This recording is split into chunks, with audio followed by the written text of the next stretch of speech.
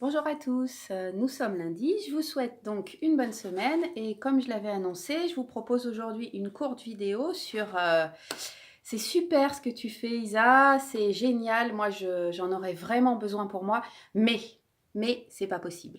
Mais je ne peux pas le faire.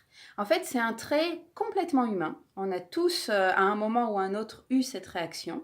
Et pourtant, si on cherche, si on creuse un petit peu, on a souvent cette conscience des bienfaits que ça nous apporterait, des changements que ça pourrait apporter dans notre vie. Mais là, c'est la question de franchir le pas. Donc, en quelques minutes, on va essayer de voir quelques raisons. On ne va pas pouvoir tout aborder, mais j'ai essayé de recenser ce qui sont pour moi les raisons principales de ces petits soucis, des fois, de vouloir faire quelque chose et d'avoir du mal à passer à l'action. Et alors bien sûr, on pourrait pointer cette question de motivation, mais là, ça serait trop long. C'est quelque chose qui est un terme général pour moi qui englobe beaucoup, beaucoup de choses, la motivation, parce qu'il faut être capable d'aller vraiment voir, vouloir aller voir à l'intérieur et voir toutes les barrières qu'il y a. Donc, on va essayer de prendre par un autre biais. Alors, je me suis positionnée sur extérieurement, intérieurement. Donc, on va commencer par l'extérieur. L'extérieur avec le monde autour de nous. Et pour moi, il y a une première chose qui est importante, c'est l'intox de la formule magique. Alors, en fait, aujourd'hui, c'est ça. On voit un produit, on le paie. Il y a une promesse de rapidité de résultat et donc de satisfaction. En fait, ce concept, pour moi, il est erroné. Surtout dans les domaines dans lesquels on travaille. Pourtant, ça se vend à fond. Mais ça sert surtout l'industrie alimentaire et je suis toujours, l'industrie en général. Et je suis toujours extrêmement étonnée de voir à quel point les marketeurs, tous ceux qui ont créé ça, hein, c'est pas nouveau, sont extrêmement doués pour travailler avec l'aspect émotionnel de l'être humain. Parce qu'en fait, derrière, il n'y a que ça, il n'y a que des émotions. Même avoir une grosse voiture, c'est pour être reconnu ou être heureux. En fait, on va toujours chercher à être heureux, à être bien, à être validé, à être reconnu. Et le business, ça marche sur ça à fond. Donc voilà, un premier point. En lien avec ça, il y a la déresponsabilisation qui est vraiment présente dans notre mode de société. Et voilà, on nous dit être un bon adulte responsable. Ça, c'est bien, c'est ce qu'il faut devenir. Mais alors moi, je trouve qu'on est à l'opposé dans notre monde. Tout autour de nous, tout est érigé en contrainte, en obligation, en règles, en punition, en restriction, en répression. C'est sans fin.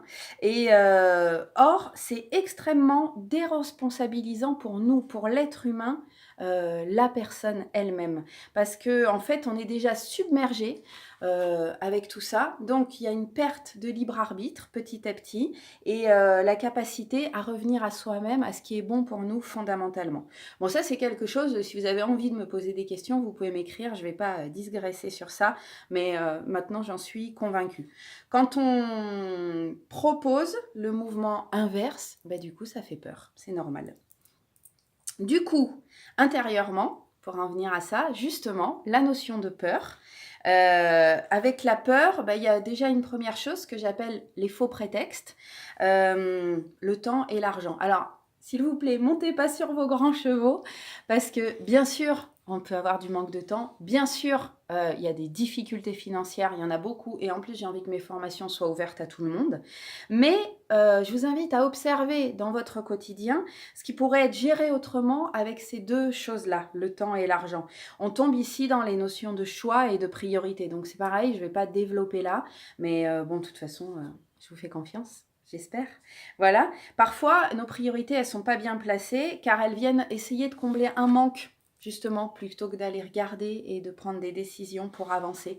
Et une conférence que j'ai vue aussi sur Internet sur la procrastination, qui était assez intéressante, il a présenté, le gars qui faisait ça, quelque chose sous forme de tableau que j'ai pas repris, mais en gros, pour dire, on a 168 heures par semaine, 7 fois 24 heures.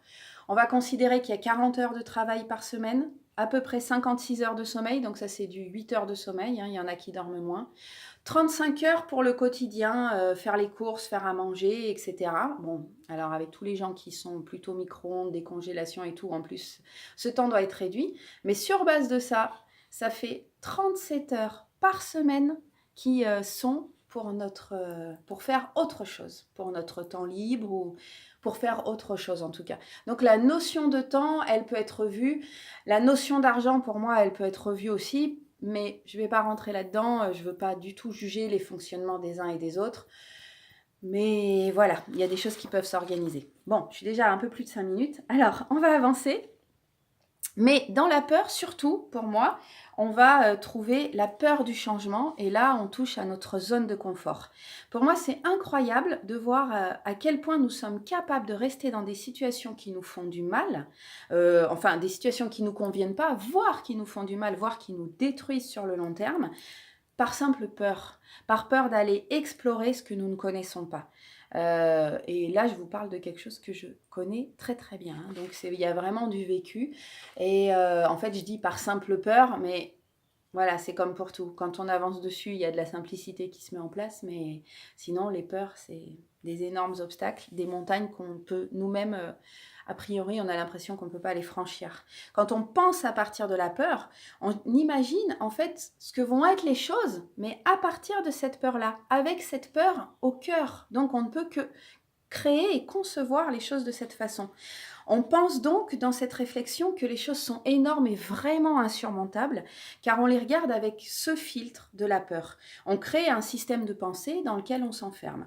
Et ce que l'on oublie là-dedans, en fait, c'est qu'en s'y mettant, en faisant ce fameux premier pas, en fait, on crée un autre système de pensée, on crée notre choix et notre action, nos choix et actions vont se nourrir d'eux-mêmes et vont venir nous nourrir aussi. Donc, et là, ça c'est quelque chose qu'on n'imagine pas au début, qu'on ne peut pas imaginer si on reste dans cette zone de confort où on n'est pas très bien, mais on sait que là, on ne bouge pas de nos peurs et on n'a rien, on n'imagine pas ce qui va se développer en le faisant. Et là, pour moi, on engage des bénéfices qui sont durables parce que en fait, ils sont en dehors de la formule magique. Ils sont vraiment en lien avec ce qu'on a été chercher en nous profondément. Voilà, et qui est vraiment accessible, je le redis. Donc, excusez-moi, je regarde ma petite note et du coup, j'ai du mal à me relire. En fait, on pense que mettre en œuvre le changement, c'est rajouter quelque chose, c'est sans rajouter. Beaucoup de gens disent ça. Ouais, c'est vrai, j'aimerais bien, mais là, j'ai déjà trop, je peux pas.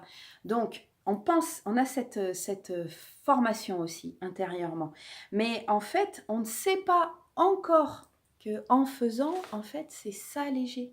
Si on sort de ce qui nous submerge, de ce qui nous contraint, de ce qui nous pousse comme ça sur les épaules, qui nous empêche de nous, nous relever et nous épanouir, et ben en fait, il n'y a pas de raison que ça change. Et en fait, on n'a pas cette compréhension qu'au contraire, les choses vont s'alléger et que le cœur et l'esprit vont être plus en lien avec ce qu'on a besoin, le corps aussi.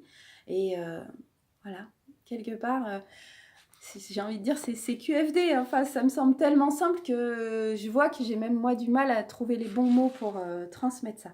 Donc, on va arriver presque à 10 minutes, alors je vais essayer de finir avant. Dans le cadre du mindful eating, pour l'alimentation en pleine conscience, en fait, bien sûr, il y a sur la perte de poids, mais pas que. C'est vraiment pour tous ceux qui ont besoin d'harmoniser, de développer une relation juste avec leur nourriture, donc avec leur intériorité, avec leur corps, leur cœur et leur esprit. C'est un des moyens, et comme je le répète tout le temps, on mange tous les jours, donc voilà, c'est très simple comme ça. Donc, vous pouvez voir les autres vidéos où je détaille un peu plus la formation, hein, pour ceux qui ne les ont pas vues. Je vous remercie comme d'habitude de partager, de faire tourner ça. Et puis pour rappel, voilà, jusqu'à cet été, il y a une promotion sur les formations. Donc la formation en présentiel, il y a 2 dates. Je vais créer les événements bientôt là. Dernière semaine d'août, dernière semaine d'octobre, en gros. qui est en présentiel en Dordogne. Donc là, c'est 400 € au lieu de 500 € et la formation en vidéo qui sera en ligne dès cet été, mais vous pouvez vous inscrire dès maintenant si vous vous inscrivez dès maintenant, c'est 195 € pardon, au lieu de 395. Voilà, donc je vous remercie. N'hésitez plus. À très bientôt. Je vous fais des bisous. Je vous souhaite une très belle semaine. Et puis, voilà, je vous invite vraiment à vous connecter à cette simplicité. Et moi, je vous propose de vous accompagner là-dedans par mon travail. Bye bye!